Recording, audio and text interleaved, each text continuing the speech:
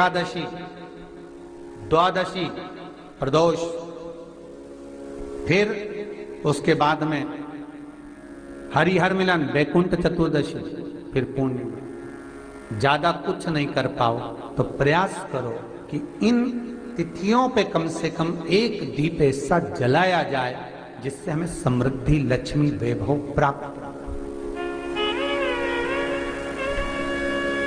घर में भी ये रखे जाते हैं। आपको पहले भी कथा में कहा, विष्णु पुराण मंगरूल पीर, विष्णु पुराण की कथा आप श्रवण करेंगे तो उसमें वर्णन किया था कि घर में जो दिया होता है वो दीपक भी कोई साधारण नहीं होता। उस दीपक की भी महत्वता है, उस दीपक का भी वर्णन है महाराज। और कई तरह के दीपक होते हैं, दीपक का भी विधान वर्णन किया गया, उस दिए का भी वर्णन किया गया। यहां तक शास्त्र कहता है कि घर में अगर किसी को बहुत तेज बुखार आ गया है, बहुत तेज बुखार है, और बच्चा उस बुखार में तप रहा है, बहुत तप रहा है, महाराज,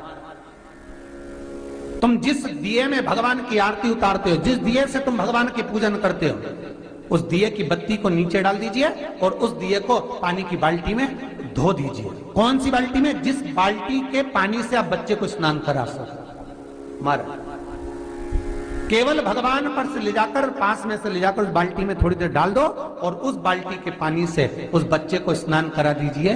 15 से 20 मिनट, आधा घंटा लगेगा, बच्चे का बुखार पूरा उतर जाएगा। इतना विधान है दीप का। दिया कोई साधारण नहीं होता, दीप कोई साधारण नहीं होता।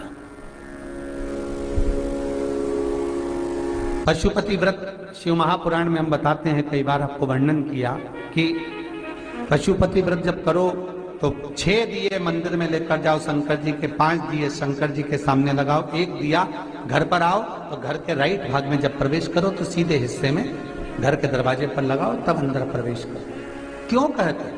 क्योंकि उस दीप का महत्व होता है। दिए भी अलग अलग होते हैं। पहला दिया होता है पणाती दिया।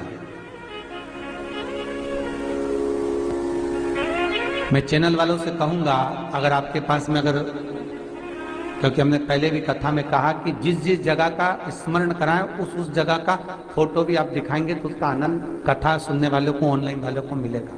और आप तेल डालकर जला सकते हो। वटी निरंजन जो दीप होता है ये आप किसी भी स्थान पर लगाओगे, सबसे पहले पितृ इससे भाग ग्रहण करते हैं, देवता को देते हैं, देवता उससे भाग ग्रहण कर कर कुबेर को प्रदान करते हैं, कुबेर उससे भाग लेकर शिव को प्रदान करता है।